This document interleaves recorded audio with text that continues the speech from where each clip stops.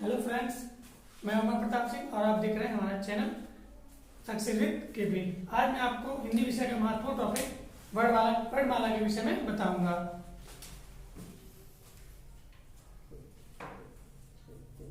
वर्णमाला अर्थात वर्णों का व्यवस्थित समूह। क्या कह सकते हैं इसको? व्यवस्थित वर्ण समूह। व्यवस्थित वर्ण समूह क्या कहलाती है? वर्णमाला। तो सबसे पहले जानिए वर्ण क्या होता है।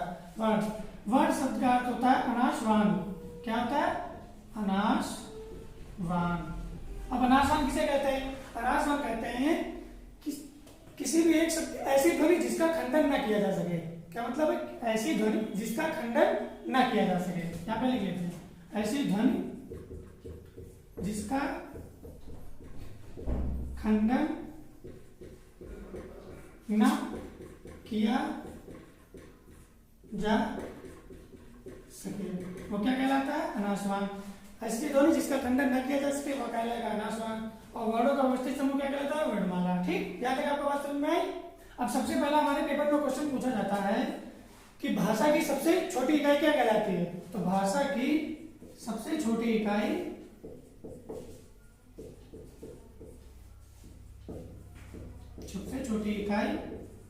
क्या कहलाती है?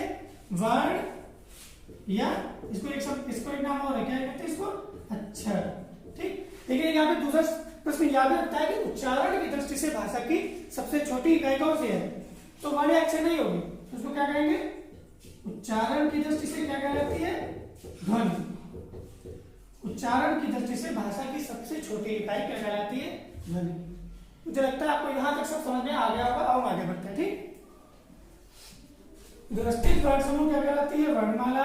वर्ण का अर्थ होता है अनाशवान। अनाशवान अर्थात जिसका खंडन न किया जा सके। अब हम लोग वर्णमाला के विषय में बात कर रहे हैं, तो हम लोग की भाषा कौन सी है? हिंदी। तो हम लोग अब हिंदी भाषा की वर्णमाला के विषय में ही बात करेंगे। यहाँ पे लिख देते हैं हिंदी, क्योंकि सभी वर्णमाला के भी सभी भाषाओं की अपनी एक वर्णमाला होती है, लेकिन हम लोग भारतीय तो हम लोग हिंदी, हमारे पेपर के पॉइंट ऑफ व्यू से हिंदी आती है, तो हिंदी वर्णमाला के विषय में ही बात करेंगे। तो सबसे पहले प्रश्न उठता है कि हिंदी भाषा या हिंदी वर्णमाला में कुल कितने वर्ण होते हैं? हिंदी वर्णमाला में कुल वर्णों की संख्या कितनी है? 52। ठीक, लेकिन उच्चारण के आधार पे हिंदी वर्णमाला में कुल कितने वर्ण है? 45 या 45 लिख लेते हैं।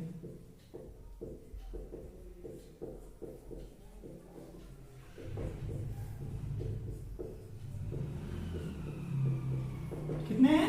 45। अब 45 को भी दो भागों में डिवाइड किया जाता है, जिसमें हमारे 10 क्या होते हैं? स्वर, तथा 35 हमारे कौन से हैं? व्यंजन। तो कुल मिला के 35 और 10 कितना होगा? 45। लेकिन प्रेजेंट टाइम पे हमारी वर्णमाला में कितने वर्ण है? 52। तो इसको किस प्रकार से? इसको 3 भागों में डिवाइड किया जाता है। हमारे कितने? 13 कौन से हैं? स्वर। ठीक, हमारे 35 क्या है? व्यंजन। अब बचे कितने? 35 और 13 48। तो बचे कितने? 4 हमारे क्या हो जाएंगे? संयुक्त व्यंजन। अब इन 13 को भी दो भागों में डिवाइड किया जाता है, जिसमें हमारे 11 स्वर आते हैं और तथा 2 हमारे क्या होते हैं? अयोग भाग। ठीक, इसको अंग या आ हम लोग बोलते हैं। 35 व्यंजन में हमारे 33 हमारे होते हैं मुख्य व्यंजन, तथा 2 हमारे कौन से होते हैं? द्विगुण व्यंजन।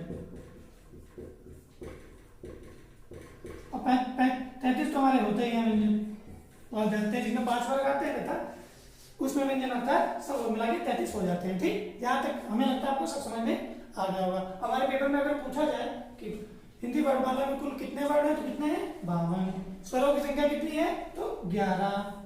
अयोग भाग कितने हैं? तो 2। कुल व्यंजनों की संख्या कितनी? 33। द्विगुण व्यंजन कितने होते हैं? 2। द्विगुण अर्थात उचित व्यंजन।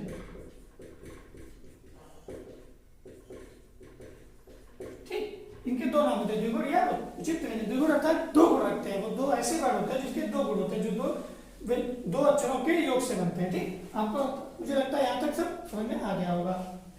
हम आगे बात करते हैं।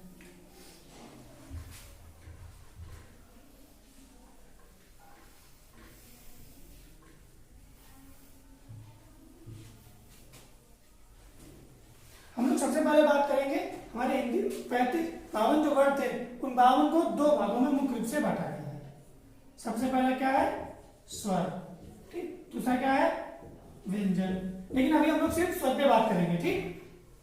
तो सबसे पहले हम लोग जानते हैं कि स्वर कितने मात्रा के आधार पर, किसके आधार पर? मात्रा के आधार पर स्वर को 3 भागों में बांटा गया है, ठीक।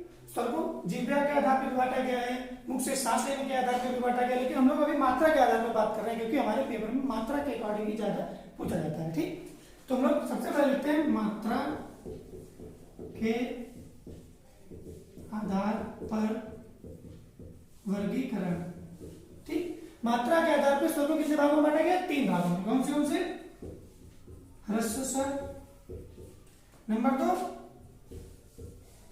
दीर्घ स्वर, नंबर 3 प्लुत स्वर, ठीक। समझ में आएगा? मात्रा के आधार पर स्वर को 3 भागों में बांटा गया है। नंबर 1 ह्रस्व स्वर, नंबर 2 दीर्घ स्वर, नंबर 3 प्लुत स्वर, ठीक। ह्रस्व स्वर अर्थात इसको हम लोग कह सकते हैं एक मात्रिक, ठीक। दीर्घ स्वर अर्थात इसको हम कह सकते हैं द्विमात्रिक, प्लुत स्वर अर्थात त्रिमात्रिक, ठीक। ध्यान रखना, आपको समझ में आया कि स्वर को 3 भागों में बांटा गया है, ह्रस्व स्वर, दीर्घ स्वर, प्लुत स्वर। ह्रस्व स्वर को हम लोग एक मात्रिक स्वर कह सकते हैं, दीर्घ स्वर को द्विमात्रिक स्वर कहते हैं तथा प्लुत स्वर को त्रिमात्रिक स्वर कह सकते हैं, ठीक। हम लोग एक एक करके सब पे बात करेंगे, ठीक। सबसे पहले हम लोग ह्रस्व स्वर के विषय में जानते हैं।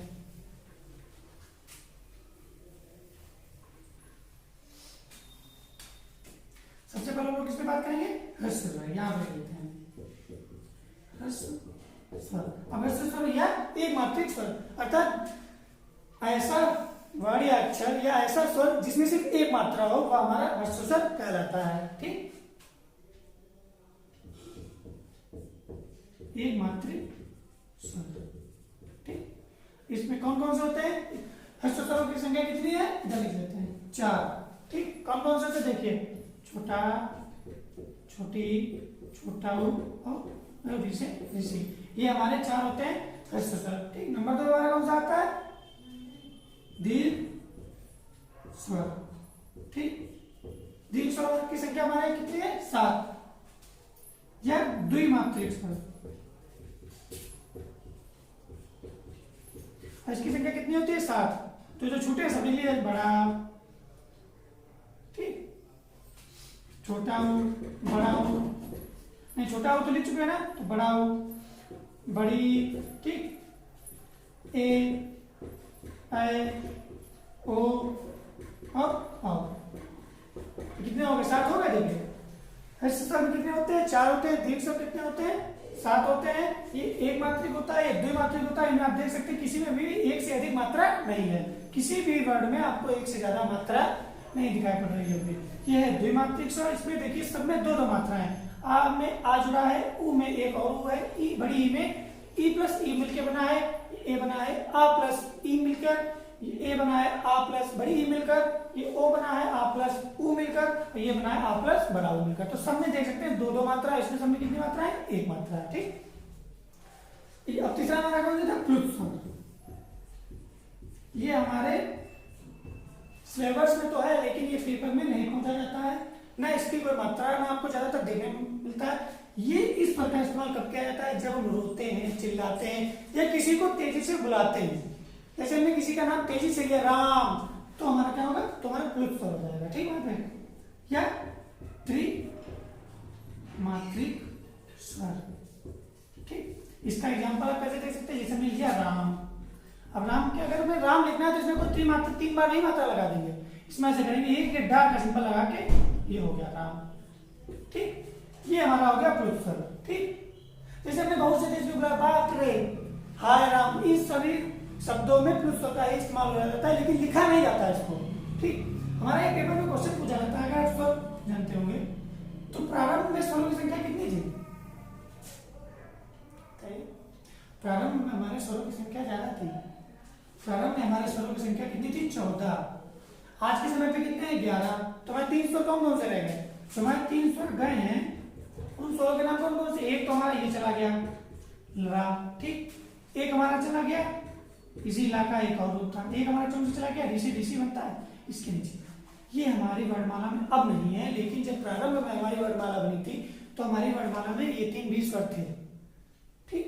अब ये 3 भी हैं, ये ह्रस्व स्वर दीर्घ स्वर में ये तीनों आएंगे। तो ये हमारा कौन सा है?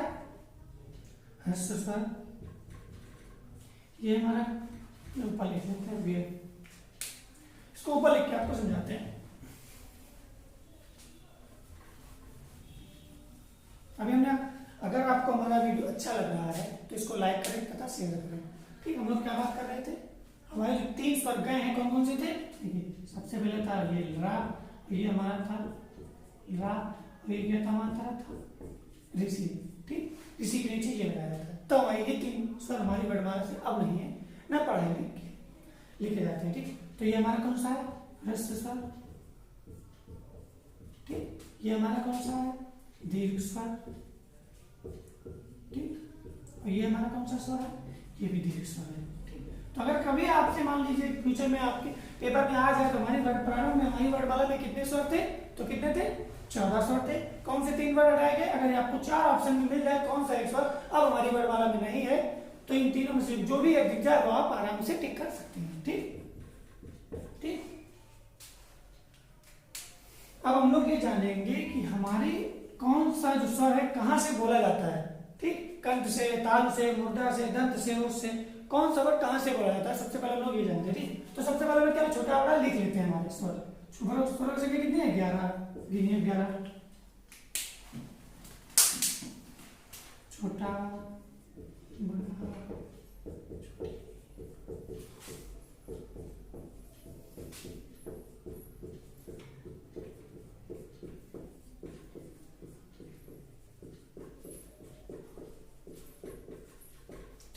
ये हमारे अभी कुल मिला के कितने हो गए? 11 स्वर हो गए। अब हम लोग देखेंगे कौन सा स्वर कहां से बोला जाता है, किस प्रदेश से हम लोग बोलते हैं। तो छोटा बड़ा ये कहां से बोलते हैं? ये लोग हम लोग बोलते हैं कंठ से, ठीक।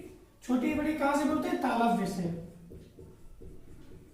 ठीक। छोटा बड़ा कहां से बोलते हैं? बोल के देखिए, ओष्ठ से खाली, ठीक, ओष्ठ से, ठीक। इसी कहा ये इकलौता ऐसा वर्ण है, ये हमारे मूर्धन्य से बोला जाता है। मूर्धन्य अर्थात हमारे मुंह के अगले भाग की छत, ठीक। ये ए और ए, ये किससे मिलकर बनता है? आ प्लस ई से। तो आ किससे है? कंठ, और ये क्या है? तालव। तो हमारा ए कहां से हो जाएगा? कंठ तालव है, ठीक।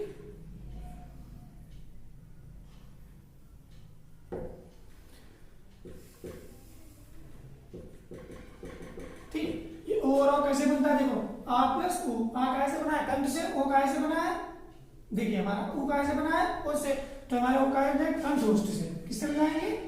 कंठ कंठ्योष्ठ, ठीक। समझ में आई बात?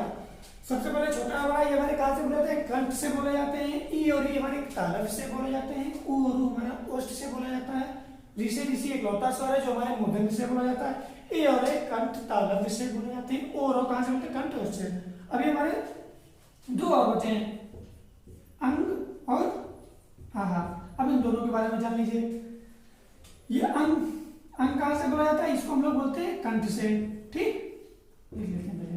आहा हमारा कहां से बोला जाता है?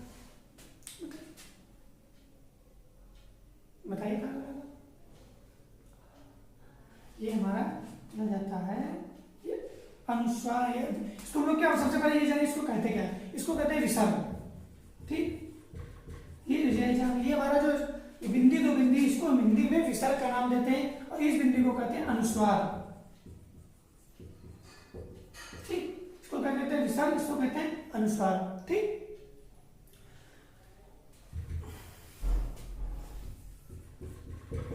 इनको दोनों को क्या कहा जाता है? इन दोनों को हम लोग अगर एक नाम दे तो इनको कहा जाता है अयोगवाह।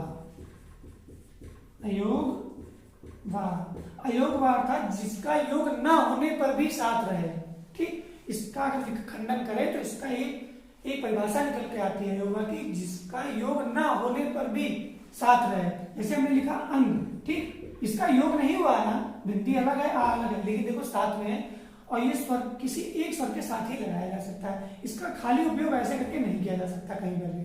ठीक, आहा क्या है, ये विसर्ग, जैसे मैं लिखा पुनः, ठीक, ये बुंदी लगी, इस देखो योग भी नहीं हुआ लेकिन साथ में भी और इसका अपना अर्थ भी बदल गया। ठीक, बदल गया। और इसको अयोगवा कहा किसने? आचार्य किशोरीदास वाजपेयी। समझे? आचार्य किशोरीदास वाजपेयी ने इसको अयोगवा कहा है, अर्थात कह सकते हैं इसको नाम दिया है। हमारे पेपर में कभी भी पूछा जाए कि इन दो वर्णों को अयोगवा किसने कहा है, तो हमारे पास क्या होता है? आचार्य किशोरीदास वाजपेयी। ठीक, यहां तक मुझे उम्मीद है कि आपको समझ में आया होगा। ठीक, मैंने क्या क्या बताया? मैंने बताया हिंदी वर्णमाला में कितने वर्ण हैं, कुल मिलाकर 11 हैं, लेकिन अगर हम और 2 जोड़ दें तो 13 हो जाते हैं। इन 2 को का अयोगवा बोलते हैं। इन 11 का वर्गीकरण 3 प्रकार से किया जाता है, ह्रस्व स्वर, दीर्घ स्वर तथा प्लुत स्वर। ह्रस्व स्वरों की संख्या 4, दीर्घ स्वरों की संख्या 7 और तथा प्लुत स्वरों की संख्या नहीं होती है, लेकिन इसको हम लोग हिंदी में ही इस्तेमाल करते हैं। ठीक, यहाँ तक आपको